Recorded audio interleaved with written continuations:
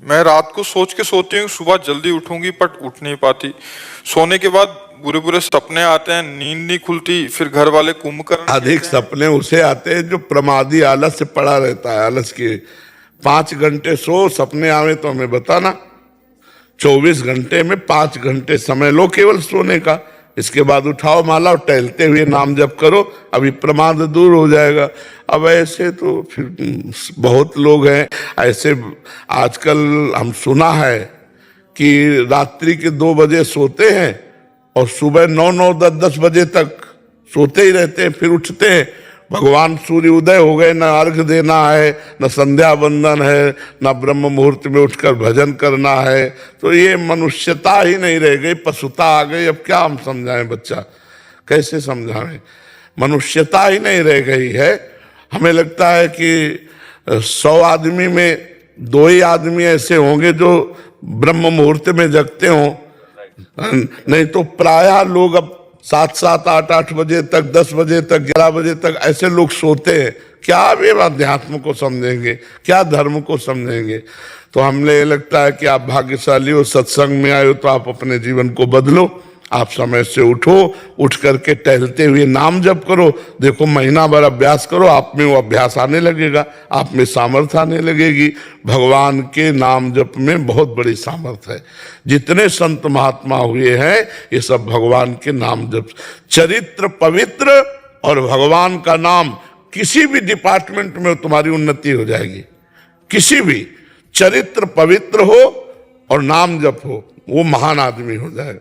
चरित्र भ्रष्ट हो, भगवान से विमुख, तो कितनी भी उन्नति करो अंततो गत्वा शून्य है, कुछ नहीं है तुम्हारे जीवन में। जिनल शाह जी गुजरात से। राधे राधे। राधे राधे महाराज जी। महाराज जी, जीवन में दुख आता है तो सबसे पहले भगवान याद आते हैं, परंतु जब सुख आता है तो भगवान बाद में याद आते हैं। तो जीवन में सुख दुख कोई भी स्थिति हो तो हमें सबसे पहले भगवान स्मरण आए, ऐसी स्थिति कैसे प्राप्त होगी? अभ्यास। ऐसा नहीं कि दुख है तो तुम सबसे पहले भगवान की याद करते हो, ऐसा हम नहीं मान सकते कि दुख आया और भगवान को। द्रौपदी जी इतनी महान भक्ता, दुख आया तो पहले पति याद आए, फिर भीष्म जी आदि धर्मात्मा पुरुष, फिर अपनी बाजुओं का बल, फिर दांतों का बल, फिर द्वारिकाधीश का बल, फिर प्रभु को पुकारा। तो अगर ऐसी स्थिति है कि दुख आते सीधे भगवान में मन गया, तो फिर सुख का कोई महत्व ही नहीं है, वो एक क्षण भी विस्मरण नहीं कर सकता। ऐसी स्थिति का साधक एक क्षण भी भगवान का विस्मरण नहीं कर सकता। तद विस्मरणेन परम व्याकुलते, भगवान का विस्मरण होने पर से परम व्याकुलता का अनुभव होगा। तो बच्चा अभी हमें प्रश्न सही जमा नहीं। दुख में सीधे भगवान का स्मरण जिसका होगा, ऐसे भक्त का निरंतर भगवत स्मरण होगा, और ऐसे भक्त का सांसारिक सुख का कोई मात्रा ही नहीं होगा। ब्रह्मादिक के भोग सब विषम लागत ताई, नारायण ब्रजचंद की लगन लगी है जाए। बच्चा अंदर से अभी प्रश्न कर तो दिया, लेकिन अंदर से स्थिति नहीं है अभी। किसका प्रश्न है? हाँ, अभी अंदर से स्थिति नहीं है। ये शब्द केवल प्रश्न के हैं, स्थिति नहीं है। क्योंकि स्थिति जो होती है वो उसका तारतम्य अलग होता है। समझ पाए बच्चा? अभ्यास करो, भगवान नाम जप का ऐसा अभ्यास करो। त्रिभुवन की राज्य लक्ष्मी देने पर भी जो आधे क्षण के लिए अपने प्रभु का विस्मरण नहीं करता, वो महाभागवत है। कौन सा सुख संसार का ऐसा है जो हमें भगवान का विस्मरण करा दे? इसका मतलब अभी हमारे अभ्यास की कमी है। दुख में सीधे भगवान की स्मृति किसी महान भागवत की होती है। 1 2 बार की बात नहीं, निरंतर की बात कह रहा हूं। दुख आया और सीधे भगवान का कृपा प्रसाद आया, वो भक्त ऐसे समझता है तेरा किया मीठा लगे। वो सीधे दुख आया और सीधे भगवान में, तो वो स्थिति होती है, वो अभी नहीं है आप में। महाराज जी, इसमें जैसे एक तो भक्त की स्थिति है कि तेरा किया मीठा लगे, संसारिक जीव जो संसार में है महाराज जी, वो उसके दुख जा ही नहीं सकती दुख में भगवान में वृत्ति। ऐसा हो दुख निवारण के लिए प्रथम सीधे चली गई, तो वो महाभागवत कोई साधारण नहीं है। पूरा प्रयास कर लेगा। हाँ, तब वो भगवान में जाएगा। ऐसे इनकी क्या बात है, द्रौपदी जी यज्ञ कुंड से पैदा हुई है और गजराज गजेंद्र जब स्वयं मेहनत कर चुका, उसके साथी हाथी हाथिनियां भाग गए। जब देखा कि अब मेरे में बल नहीं रहा, कोई बचाने वाला नहीं रहा, तब हरि को पुकारा। दुख में सीधे भगवान में स्थिति जाना, ये महाभागवत का लक्षण है। और जिसकी ऐसी स्थिति है उसकी निरंतर स्थिति रहती है, और जिसकी निरंतर स्थिति रहती है उसको त्रिभुवन का सुख जो है ना, वो बिल्कुल आकर्षित नहीं कर सकता। ब्रह्मादिक के भोग सब विषम लागत ताहि, नारायण ब्रज चंद की लगन लगी ही जाए। बच्चा अभी अभ्यास करो, नाम जप का अभ्यास करो। प्रश्न बहुत उत्तम है, लेकिन धरा आपकी वो है नहीं। क्यों बच्चा? निरंतरता में स्थिति नहीं है, तो इसलिए निरंतरता की स्थिति को लाइए। जी ज्योति पाठक जी भोपाल से। राधे राधे महाराज। राधे राधे महाराज जी। महाराज जी, व्यक्ति श्लोक में जिसके द्वारा कर्म करता है उस स्थूल शरीर को यहीं छोड़कर परलोक में कर्मों से ही बने हुए दूसरे देह को प्राप्त होता है, उनका फल भोगता है। किंतु ये बात कैसे हो सकती है, क्योंकि उन कर्मों का कर्ता स्थूल शरीर तो यही नहीं, करता नहीं स्थूल शरीर है। किसका प्रश्न है? स्थूल शरीर करता नहीं है, करता तो अंदर का अहंकार है। हम जैसे ये माइक है, तो माइक बोल रहा है क्या? बोल तो हम रहे। तो ऐसे ये वाणी है, वाणी की सामर्थ्य नहीं बोल सके। अगर वाक इंद्रिय अंदर ना हो तो वाणी नहीं बोल सकती। नेत्र अलग है, नेत्रेंद्रिय अलग है। आपको ज्ञान है इस बात का? नहीं ज्ञान है, तभी आप ऐसा प्रश्न किए। नेत्र गोलक है, लेकिन इनके अंदर नेत्रेंद्रिय है, तो वो नेत्रेंद्रिय जाएगी, नेत्र गोलक तो यहीं रह जाएंगे। वाकेंद्रिय जाएगी, वाणी यहीं रह जाएगी। हस्तेंद्रिय जाएगी, हाथ यहीं रह जाएंगे। और मन इनके साथ जाता है, फिर वो दूसरे शरीर में। दूसरा शरीर का मतलब जैसे जेल की वर्दी अलग, ऐसे यमदूत जो है उसको यातना देह में डालते हैं वहां। और जैसे भोग भोगने तो देव देह में डालते हैं, और यहां जब सुख दुख दोनों का भोग भोगना होता है तो मनुष्य देह प्राप्त होता है।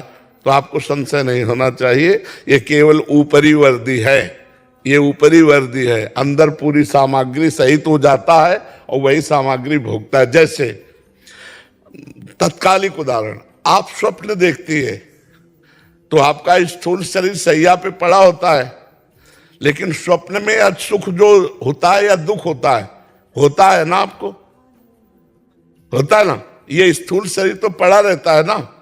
जब जगे आप तब वो झूठा नजर आता है और ये सही नजर आता है, लेकिन जब उसमें थे तो इसका ध्यान भी नहीं था और आप भोग रहे थे, चाहे पीड़ा हो या सुख, ऐसे ही नरक भोगा जाता है।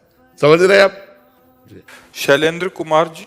राधे राधे महाराज जी। राधे राधे महाराज जी। समाज के माया एवं प्रपंच के कारण मन विचलित होता रहता है, भक्ति में नहीं लगता। कोई समाज का नहीं, ये सब अपने अंदर ही भरा है कूड़ा करकट, और कुछ नहीं है।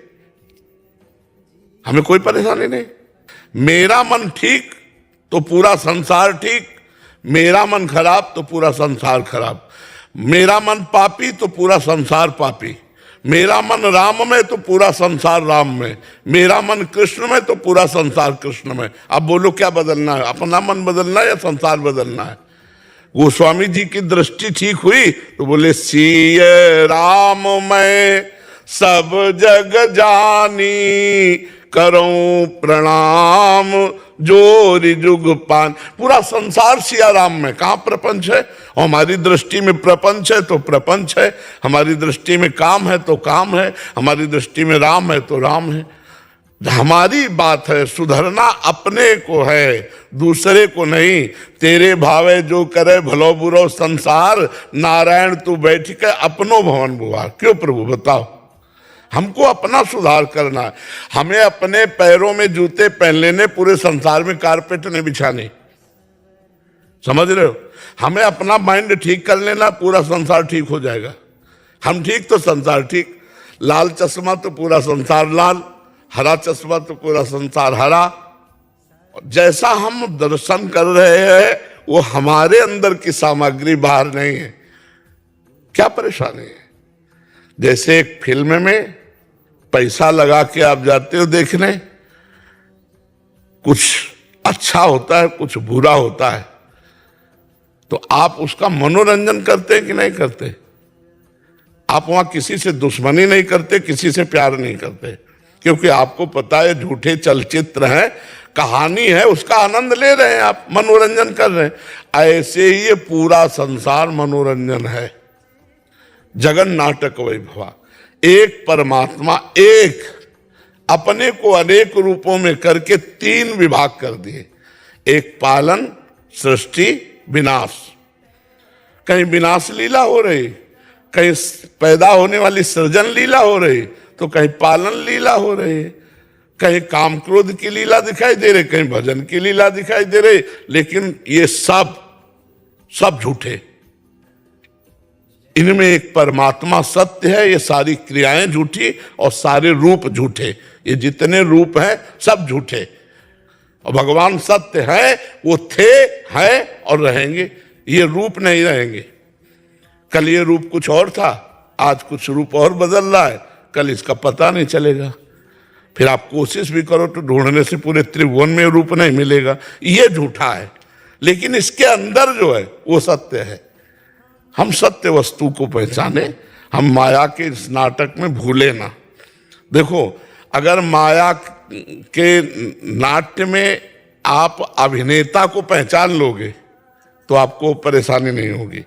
जैसे आप फिल्म में गए तो आपको ज्यादा अच्छा तभी लगेगा जब आप अभिनय वाले को पहचानते हो, नहीं लगेगा? बोले कौन है? बोले अमुक है। और अभिनय दो प्रकार का होता है उसमें, एक होता है पॉजिटिव, होता है निगेटिव। निगेटिव खलनायक और नायक।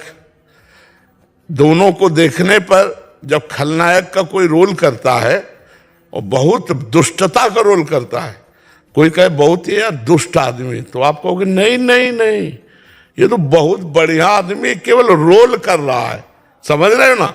ऐसे ही एक परमात्मा वो केवल रोल कर रहा है, वो है निर्विकार।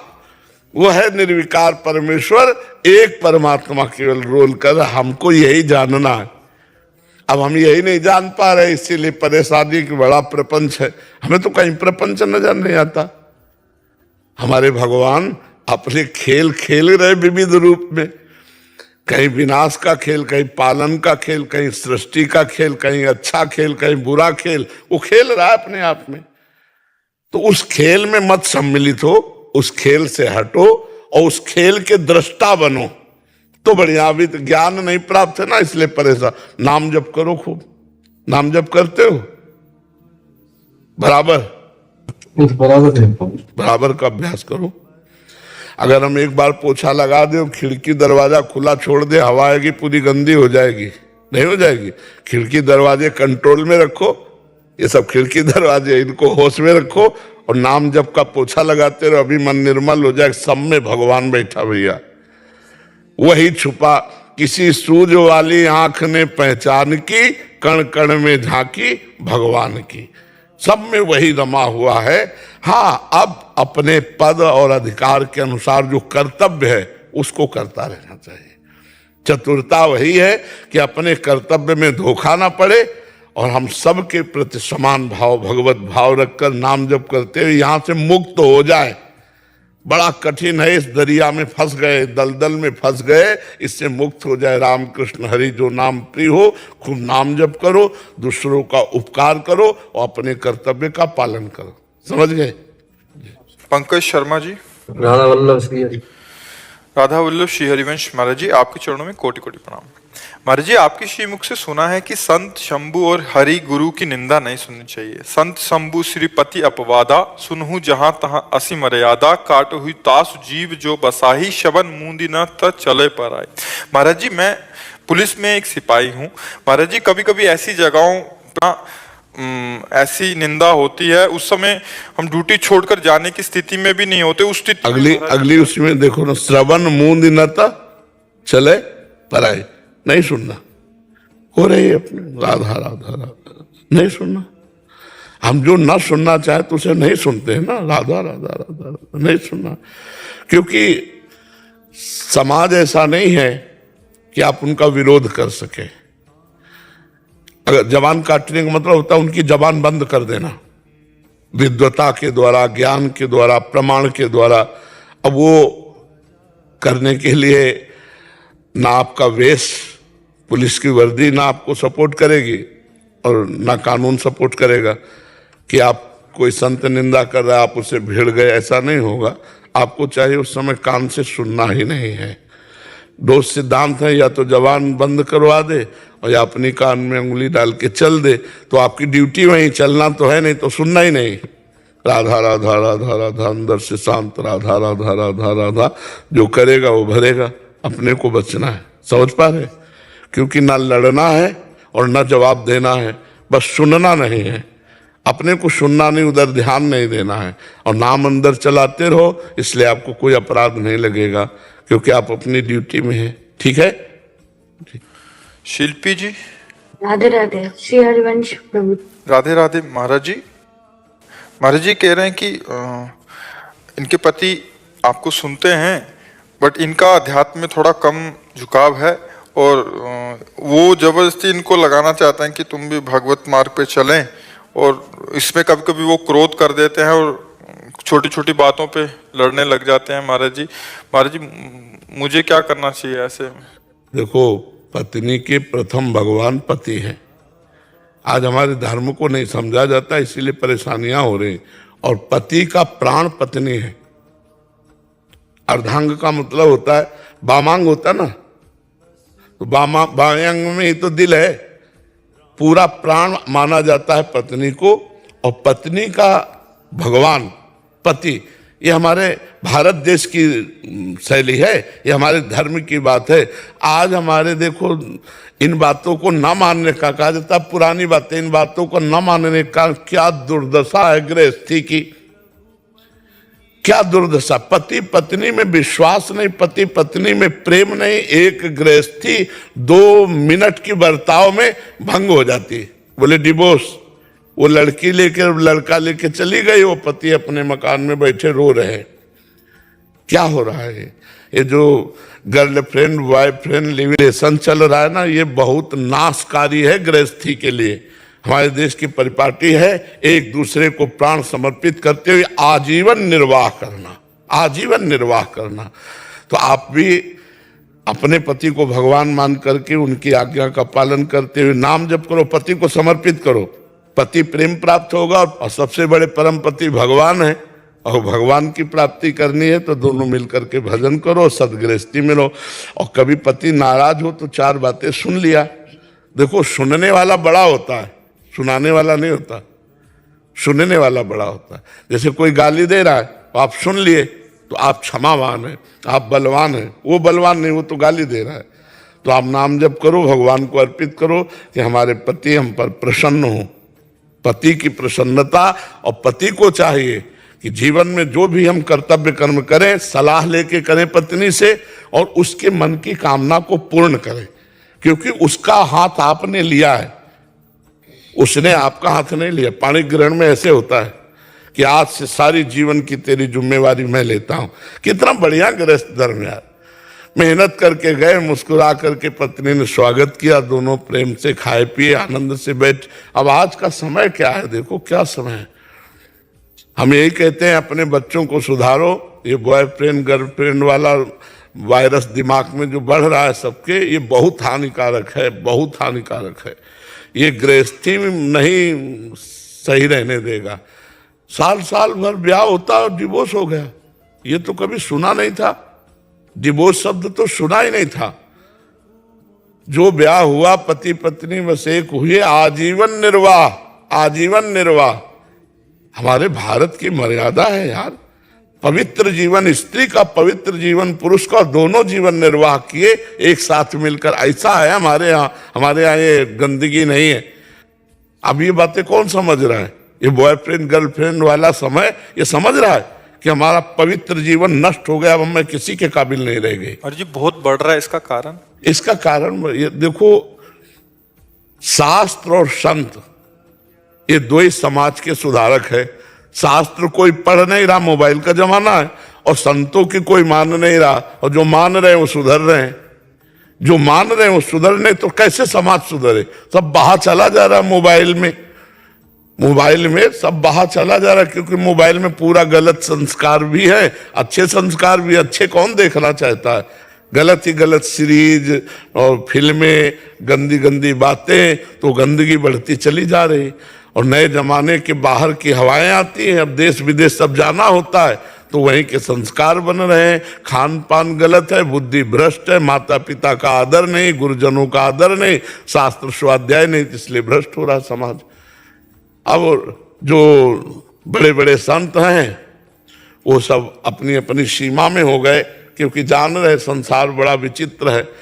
साधु पहले भ्रमण करते थे, अब भ्रमण करें तो कह देंगे बच्चा चोर है, मार डालेंगे। अरे बच्चा चोर है तो बंदी बना लो, दिन में जांच कर लेना, भारत के ही तो है।